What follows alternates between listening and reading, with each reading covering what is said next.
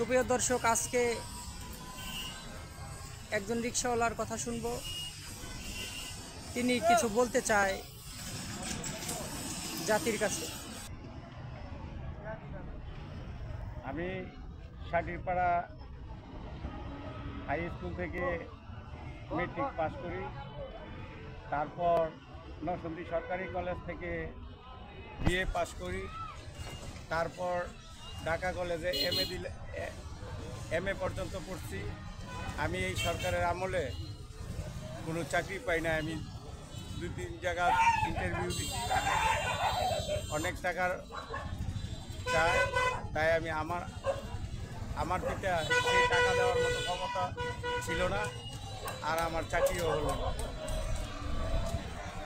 আমি আপনি এখন কি রিকশা চালাচ্ছেন? হ্যাঁ, এখন আমি বাধ্য হয়ে আমার জীবনকে পরিচালনা করার জন্য আমি এই রিক্সার হাল ধরছি। আমি রিক্সা চালাইতেছি। আপনার ছেলে মেয়ে কয়জন?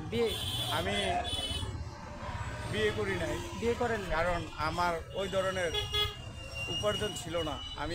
আমার সংসার চালানোর মতো কোনো ক্ষমতাই আমার ছিল না, তাই আমি বিয়ে করি নাই।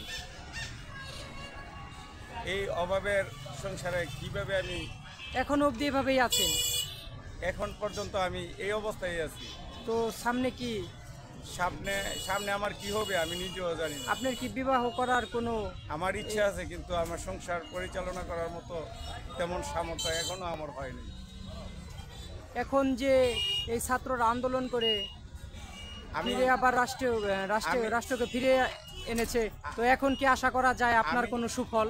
আমি এই ছাত্রদের সাথে ছিলাম, ছাত্র আন্দোলনের সাথে আমিও অনেক আন্দোলন করছি। আমি ছাত্রদেরকে আনা নেওয়া করছি, অসুস্থ ছাত্রদেরকে আমি হাসপাতালে নিয়েছি। আমি ছাত্রদের পক্ষে আমি ছিলাম, আমি আন্দোলনকারী। তো আপনি কি এখন এই সরকারের আমলে কি আপনি কি এখন কি চাকরি প্রত্যাশা বা কোনো একটা সরকারের অনুদান থেকে আপনি প্রত্যাশিত? আমি তো এটা চাই, আমার সংসার চালানোর মতো ক্ষমতা হোক। আমি আগামী সরকারের কাছে আমার এতটুকুই আশা, আমার সংসার যেন চলে, ওই ধরনের ব্যবস্থা যেন সরকার করে। মতো যারা বেকার আছে তাদেরকে যেন এই সরকার দেখে। এইভাবে অনেক অক্লান্ত পরিশ্রম করছি, ছাত্রদেরকে আনা নেওয়া করছি, আমিও করছি। তাই আমার মতো যারা বেকার, শিক্ষিত বেকার, সরকার যেন তার ব্যবস্থা করে। এতটুকুই আগামী সরকারের কাছে আমার আশা।